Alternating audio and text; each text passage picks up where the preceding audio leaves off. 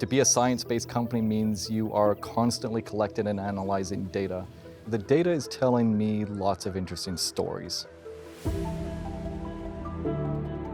Ducks Unlimited Canada is a large non-profit conservation company. We're really interested in climate change and carbon sequestration and water chemistry and water quality, along with protecting and restoring wetlands. We have to track literally every acre that we are working to habitat and conserve and restore it. We have 13,500 projects. We have over 6 million acres in our database. That's a lot of data that we have to protect, and it's a lot of data that is used in various different forms every day by field staff and management. In Canada, we are the only G7 country in the world that does not have an inventory of the wetland. We are putting a big focus on working with our federal partners and other NGOs to build a comprehensive wetland layer so that we can then map and understand where are we losing habitat, where are we gaining habitat, what's going on.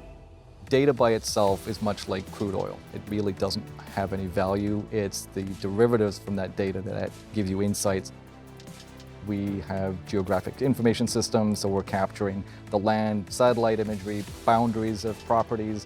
Some of that new data using LiDAR, or also multiple series of imagery over to rolling that into some deep learning technologies and coming up with some pretty accurate data models now. But it's very compute heavy, it's very storage heavy.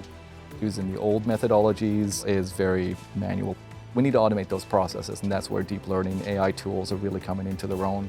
Repurposing some of that old hardware and leveraging our data centers is the only way that we're going to be able to accomplish that.